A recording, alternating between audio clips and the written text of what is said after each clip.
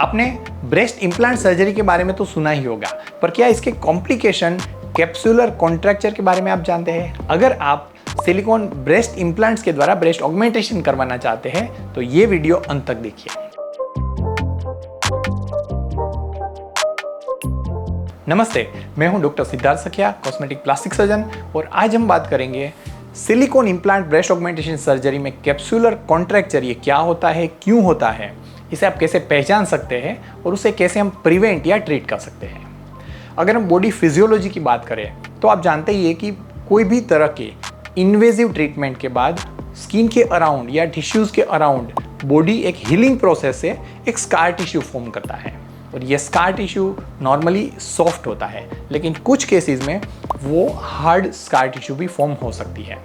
जब भी हम ब्रेस्ट ऑगमेंटेशन सर्जरी करते हैं, उसमें बॉडी के अंदर सिलिकॉन ब्रेस्ट इम्प्लांट्स डालते हैं, तो ये ब्रेस्ट इम्प्लांट्स के अराउंड भी हीलिंग के द्वारा बॉडी एक नेचुरल रिस्पॉन्स से एक टिश्यू फॉर्म करता है, एक लेयर फॉर्म करता है, जिसे हम कैप्सूल कह सकते हैं। और नॉर्मल केसेस में ये कैप्सूल सॉफ्ट होती है, वाइट ग्लिसनिंग होती है, लेकिन कुछ केसेस में, एक्सेप्शनल केसेस में, ये टिश्यू हार्ड हो सकती है, और ऐसे केसेस में वो कैप्सूल और पूरा ब्रेस्ट है वो नेचुरल सॉफ्ट कंसिस्टेंसी छोड़ के वहाँ पे हार्ड होने लगता है, और इस कंडीशन को हम कैप्सुलर कॉन्ट्रैक्चर कहते हैं। अब सवाल ये होता है कि इसके पीछे क्या रीजंस होते हैं, क्यों कुछ पर्टिकुलर केसेस में कैप्सूल कॉन्ट्रैक्चर फॉर्म होता है। दोस्तों, इसके पीछे कुछ रीजंस है वो बताए जाते हैं। उसमें से कुछ केसेस है कि जिसमें इडियोपैथिक रीजंस होते हैं, यानी कि कुछ स्पेसिफिक रीजंस को हम आइडेंटिफाई नहीं कर पाते हैं। इसके अलावा सर्जरी के बाद लो ग्रेड इन्फेक्शन हुआ है इस वजह से, या ड्यूरिंग सर्जरी या आफ्टर सर्जरी वहाँ पे इम्प्लांट पॉकेट में ब्लीडिंग हुआ है, हिमेटोमा हुआ है, तो इस वजह से भी कैप्सुलर कॉन्ट्रैक्चर हो सकता है।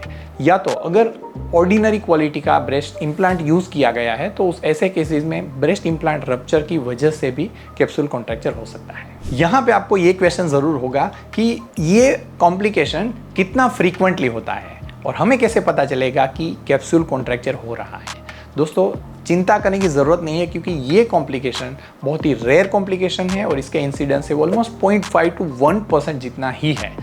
और उसमें कुछ साइंस है, सिम्टम्स है, जिससे आपको पता चल सकता है कि कैप्सूल कॉन्ट्रैक्चर हो रहा है।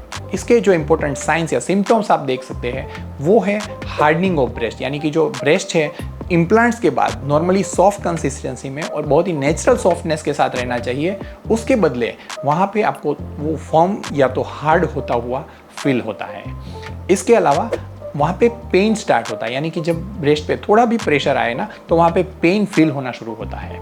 और तीसरा एक इम्पॉर्टेंट साइन है वो है डिफॉर्मेशन ऑफ ब्रेस्ट, यानी कि जब ऐसा कैप्सूल फॉर्म होती है तो जो नॉर्मल ब्रेस्ट का जो शेप है वो थोड़ा चेंज होने लगता है, ऑल्टर होने लगता है, because of that hard capsule formation. यहाँ पे हमें ये भी ज़रूर सोचना चाहिए कि हम कैसे इस प्रॉब्लम को प्रिवेंट कर सकते हैं, या तो अगर हुआ है तो उसे कैसे ट्रीट कर सकते हैं।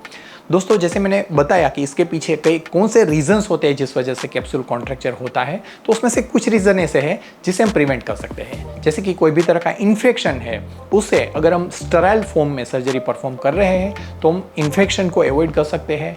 इसके अलावा कोई भी तरह के ब्लीडिंग या हीमेटोमा होने को भी हम अवॉइड कर सकते हैं। कैसे? ड्यूरिंग सर्जरी हम जब भी कोई भी तरह का ब्लीडिंग है उसे अच्छे से कंट्रोल कर रहे हैं, और पोस्ट सर्जरी, आफ्टर सर्जरी अगर आप अच्छे से पोस्ट ऑपरेटिव केयर फॉलो कर रहे हैं, सब इंस्ट्रक्शंस को प्रॉपरली फॉलो कर रहे हैं, तो ऐसे केसेस में ये प्रॉब्लम को, ये कॉम्प्लिकेशंस को हम कुछ एक्सटेंट तक अवॉइड कर सकते हैं, प्रिवेंट कर सकते हैं। इन केस अगर ये प्रॉब्लम हुआ है, कैप्सूल कॉन्ट्रैक्चर हुआ है, तो उसके ट्रीटमेंट ये है कि हमें कैप्सूल जो हुई है, ब्रेस्ट इम्प्लांट के आजू बाजू जो कैप्सूल फॉर्म हुई है, उसे हमें रिमूव करना ज़रूरी है। यानी कि उसे कैप्सूलेक्टोमी हम कहेंगे, जिसमें कंप्लीटली कैप्सूल को रिमूव कर देते हैं, और इसके साथ या तो इसके बाद हम इम्प्लांट्स को रिप्लेस कर सकते हैं। यानी कि इस तरह से कैप्सूलेक्टोमी और इम्प्लांट को रिप्लेस करके हम इस कंडीशन को ट्रीट कर सकते हैं। तो दोस्तों, इस डिस्कशन को कंक्लूड करते हुए मैं आपको यही बताना चाहता हूँ कि कैप्सूल कॉन्ट्रैक्चर ये बहुत ही रेयर इंसिडेंस है, और जब भी ये सर्जरी एक्सपर्ट और एक्सपीरियंस कॉस्मेटिक प्लास्टिक सर्जन के द्वारा परफॉर्म की जाती है, तब ऐसा होने की पॉसिबिलिटी भी बहुत रेयर हो जाती है। इसलिए आपको इसके बारे में चिंता करने की ज़रूरत नहीं है। Thank you so much for watching this video. Stay tuned till next video. Take care, bye bye, जय हिंद।